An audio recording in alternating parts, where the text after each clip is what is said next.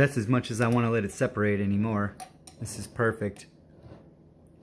It's quarter of the way filled with grains, and then filled up to there with milk.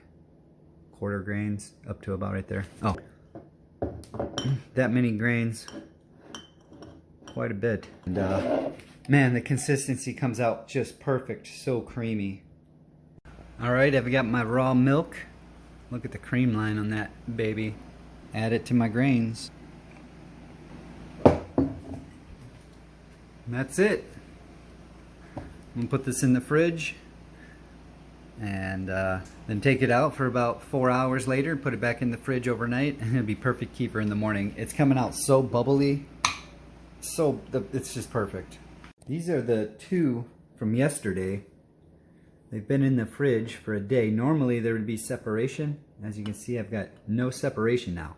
It's nice and thick, and the kefir is definitely very well developed, as you can see by the rivers.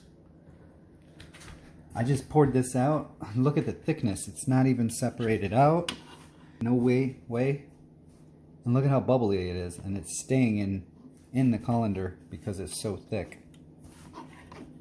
That is nice. This is the first time I've actually got kefir that's been turning out the same consistency as what I get from store-bought kefir. It's perfect. I'm only leaving it out for about 4 to 6 hours. I refrigerate it. I separate my kefir in the morning like I'm doing right now, like 8 o'clock. I put my milk in my kefir grains, and I put that in the refrigerator. When I get home, 6 o'clock at night, about 6 or 7 o'clock, I put the kefir out until about 10, and then I put it back in the fridge until morning. That's been working real well, since it's about 78 degrees in my house right now. I've been really happy with this kefir. Just not letting it separate to whey. I don't know why people let it separate to whey. That's insane. It's just garbage.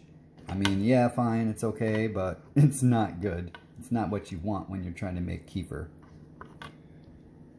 The consistency I'm getting right now is great. Just barely letting. I mean, I was putting a tablespoon only into these containers and then letting it sit out for like 12, 14 hours because it's pretty hot in here, and it would just be separating like crazy.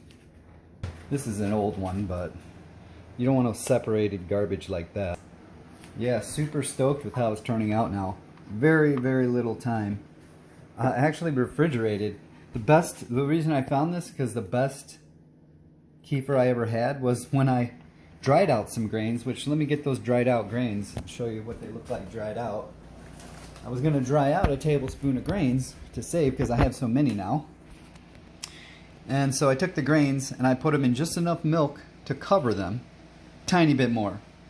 And it was in the fridge for 2 days. And when I separated it out, it was the best kefir I ever had. And it never even sat out. It was only in the fridge for 2 days and a lot of kefir grains. So here is the dried kefir grains.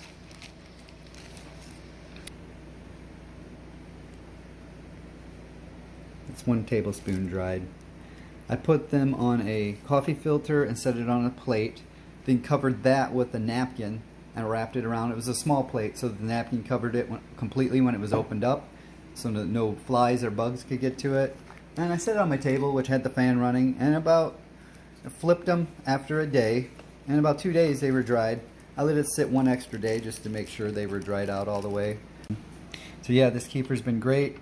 The new trick is don't let it sit out for no 24 hours unless you're in like Russia and it's 30 below zero and your house is only 50 degrees or something. Yeah, next time I'll do another one showing this process.